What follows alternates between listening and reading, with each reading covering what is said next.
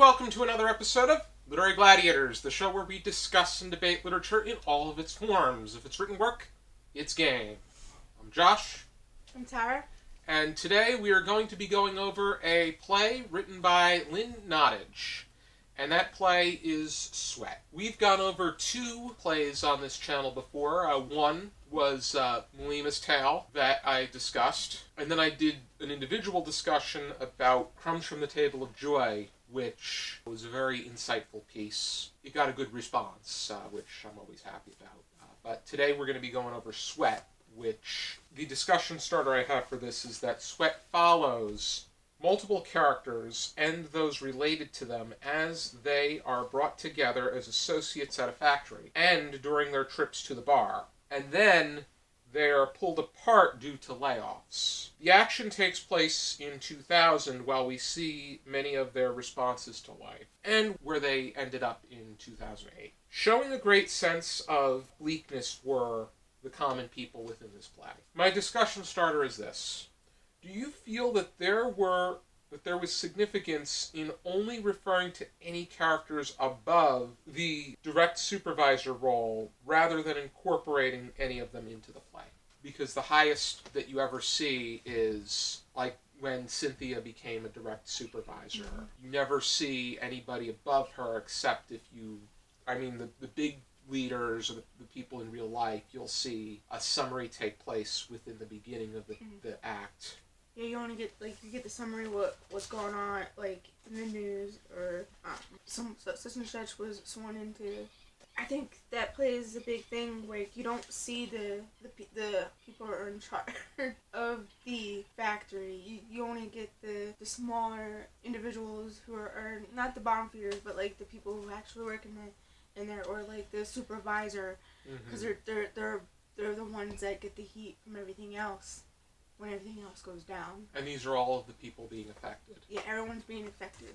Even Cynthia, who just got promoted and is not necessarily going to be touched from this instance, she's still getting a lot of slack from the people that feel a sense of envy. They feel jealous of the fact that she was the one that got promoted. Or angry that they didn't get picked when they were there for so long.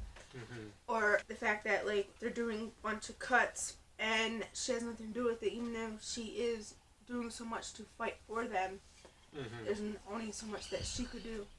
But then you get that, you have the characters such as Oscar, who I think that he was someone that I felt a great sense of sympathy for because he stayed to himself.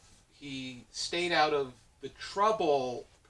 He did his best to stay out of trouble. Yeah, and then because of his circumstances, he ended up being a scab when they were picketing towards the end, because they were working for workers, and he tried to tell them even before the whole thing happened that their company was putting out flyers in Spanish. He took a job with them. Did. Yeah, he did. But he did it because he needed the immediate money. Yes. It may have not been fair that they weren't getting a good shake and that their jobs were all being placed on the line, they were being pitted against each other, but he was looking at it as this is an opportunity to bring in consistent income.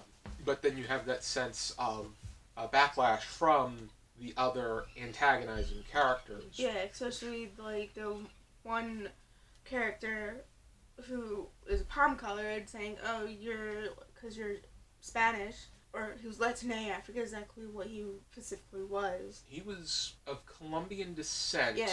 But he was born in America. Yeah, he was born here, so she just assumed that he was fresh off the boat, still in their jobs. And when he was born here and lived here, and he was a busboy at the bar, which wasn't making much money. He was getting more better wage for just a little bit at the factory, even if it's for a little time. You got to look at it that way. You have to go. Sometimes it's a matter of going where the money is rather than going where you're going to please more people because they're not paying your bills. They're not paying for you to live in your house or to put food on your table. Or whatever your personal situation is. They're not helping your personal situation. No, if anything, they're only antagonizing it more. Especially the white lady who... Oh, Tracy. Yeah, Tracy, that's what her name was. Out of everybody, she aggravated me more the than most. anybody. Even she made us white people look so bad. Yeah, even like, she was she was like the epitome of like what the palm colored people, other people see us as, when we're a lot of us are doing the work, and she's the one that we need to come together as a unit and tell her what she's doing wrong and why it's wrong. Yep, and at first she seemed like she was standing up for her fellow people. Like when Cynthia's ex-husband Brucey came into the bar and was causing trouble, wanted money. Yeah, and that's a sad situation, because everyone can relate to. A lot of people can relate to that. Like someone who's your father or your husband or whoever relation gets stuck in either alcohol, drugs, because that's what it seemed like. He was asking for money so he can get his next fix. And that was the sad part. I mean, he was working at the factory like with everybody else in the town. There has to come a time where he just needs to turn things around and get himself back on track and not rely on other people. And at that time, I felt that Tracy standing up for her friend was a good thing. Yeah. But then when later her true colors were showing. It came down to the fact that when things weren't going her way, she blamed everybody else but herself. Yeah, she became jealous. And I would say... And acting like, oh, you're attacking me. And I would say she was worse than her son, who he displayed a great sense of outward prejudice and aggression. Especially against... He had those tattoos on him that were... Well, that didn't come until later. That was later. It set itself up for that. You were seeing... you however, see where he was going. When the fight takes place between him and Oscar, and then Chris ultimately as well, Chris was going to get Jason, they were going to go to Gibney's, and that was going to de-escalate the situation. Yeah. But Jason's mother instigates the whole situation to... Makes it worse. Probably makes me more frustrated than any part in the play. But the other thing about Jason is that ending. The ending is just so sad in the way that the people that are there do feel a sense of remorse. Tracy's not there. I mean, she became deadbeat loser. And a drug addict, too. Yeah. She became, like, what was the husband, but functioning. Her ex-husband died. No, the other... Brucey. Cynthia's husband. Yeah, Brucey. But not Cynthia. Cynthia was just... She was still around, but not in a very good place. Good place, but not as bad as Tracy. I think that Stan was such a good mediator. He remained neutral and objective, but then he made sure that there was no conflict was going to break out. But he, in defending Oscar, got hurt seriously to the point that it just ruined. It was a lot of brain damage after that. And it was sad that he just was at that point. The most he could do was be a busboy, and they wanted to say that they were sorry, couldn't find the words to do so. And it comes full circle how Oscar takes care of him, and now it's a different bar, and so many years later. Because, like, the factory's down, so now it's a college bar. Now he's in charge, and it came full, and he takes care of... I like that part. I like Oscar the most because of that. I really admired the fact that he made the decisions that he felt were best for him, his well-being, anybody that he may have... Just for the best way to advance himself without hurting anybody or interfering with any of their situations or what. He stayed to himself, and it was respectable behavior from him. He was a good character, and it was a good point of view to see from.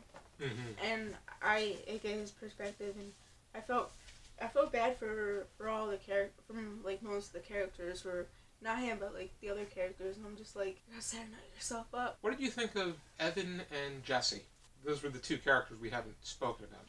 Evan was the one that was mediating things in the current day between Chris and Jason, and then Jesse was a friend of Tracy and Cynthia's who she went drinking with them.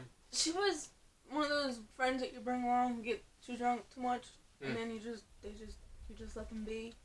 And then the other one, I think questioning for them, sense of to think about where they're gonna go after the events of coming home from jail from the incident that happened. It did seem like Evan was merely a mediator. He really wasn't too much. I mean, he was significant in the way that he was mediating, but that's about as much as he served. And Jessie was everything that I remember about her had to do with her and alcohol, and her just being drunk, sometimes spouting something out that either did or didn't antagonize the situation. Sometimes it just brought attention to her. Yeah, you talk about being insulted by Tracy. I think that being an Italian American, pretty insulting. To me, it is what it is. And I think that ultimately, Sweat really made me think and feel. A good play is able to do that. Plus, I think that there was good substance to each of the characters as best as possible for the nature of the genre. I think that Malima's Tale, in my mind, was lacking. It didn't have as much substance, and it only incorporated things so that the play could make a statement flow. Whereas this, and even Crumbs from the Table of Joy, were plays with strong characters and a strong flow to it. I read it in a few sessions. I just pictured the bar scenes, and I pictured them finding out when they found out the factories took out all the machines because they were fighting for their wages, and how the union really didn't fight for them. It just reminds me of, like, this could happen to any town, anywhere. Any group of people, any circumstance. Any circumstances. You can even put yourself in here. Like, you might be a fly on the wall, but you can... I agree with that. Do you have any final thoughts? Anything we didn't bring up? The play ends with hope. Yes, I think that by the time it ended, I think that the characters that had issues felt a sense of remorse and acknowledged that what they did was wrong. Even if the situation for them sucked, it was the way that they responded to it was not proper. And I think the characters grew from actually finally seeing each other again for the first time, the two friends. And then I think the white guy is dreading having those tattoos on his face. And I don't think it represents him anymore. Not to mention those tattoos were ugly. Yeah. Those Jason's tattoos, it was just... I could just imagine how much of an eyesore they are. And on your face. Yeah. And it costs a lot of money to get them removed. Yep. But, like, the one thing that I want to point out is he's talking to Evan. There's something he needs to address. And Jason says, it doesn't cost me nothing. It's easier to playing musical beds at a shelter. No one calls them out. People need to be called out, especially people of our skin tone. We need to come together, because this all expanded from not just from the factory going down and Oscar doing what he needs to do. There's this whole speech that Tracy does about, like, the quote is, "Don't cost me anything. It's easier than playing musical beds at a shelter. No one calls them out." I think people need to be called out for the bullcrap that they pull. Especially, like, when Cynthia got the promotion and Tracy didn't, and she said it was because she was black. How we talk about certain things, we need to be called out. Tracy used that, I feel, much of it was a scapegoat for her not getting it. Yeah, I know. And she felt that would be an easy out to bring attention to why she got it, Cynthia got it, but Tracy didn't. We need to stop referring to those kind of games, racial games, where people are, that whole idea that just because you are of a certain background or an ethnicity means that takes precedent to experience and merit. And then what happened at the bar needed to be called out as well. Like, and if they did, it came for them to do. But, like, everybody needs to be called out on certain things and be explained why. You can't just say, "Oh yeah, that's wrong," and not explain why. There needs to be a reason why behind it, and you gotta give people room to change. If they don't change, then it's not gonna happen. Yep, I think that is true. And I think at the end they did change. Yes, I think that they were Especially heading Chris. in the right direction, and I think they developed a greater sense of self-responsibility. Yes. Is the better way. How would you rate it on 0 to 5 star scale with half stars permitted? I'm like one of those people that I'd rather see this played out. It's a good discussion piece. I like the discussion that we had, but I'm not one to read plays unless it's from like 1800 type of play. I'd rather have seen this played out. I think I rated it like 3.5 stars. I'm giving it 4 stars because there were some imperfections among it, but I think that it most importantly made me feel and react and think. And I think that the characters were very well developed. I think that they were perfectly flawed. I think that they took the directions that they took, and it really was laid out very well. I could imagine how it would be played out if I was watching it live. I begin to think whether or not, like when they mention the current event that's taking place at the beginning of each act, would a screen come down and they would show it as a flashback, or would somebody come out as like a speaker or a narrator and make mention to it, or even one of the characters just in general form rather than as the character. I highly encourage people to check out this play. Yes. This was the winner of the Pulitzer Prize in 2017. It does deserve it, but mine's more like a personal thing. It has nothing to do with the book, nothing to do with the work. I enjoyed what I read. It made me feel things, but I'm not big on reading actual plays unless it's like Blessed Spirit or Arsenic and Old Lace. I think that there is room to read more contemporary plays. I think that some of the best theater came out in the 20th, and arguably, I think the 21st century does warrant an opportunity for good plays. But I won't knock on any other ones, but like because it does give good conversation. Alrighty, if you're interested in checking out this play, here's my copy from Dramatist Play Service. Tara has as the more traditional published version, and I like the cover. It explains a whole lot of what the book is. Yes, a lot of it is set at the bar, even though it covers characters that work at a factory. I want to thank you for tuning into this video. I hope you check out some more videos from our channel. And for now, and as always, we encourage you to keep reading.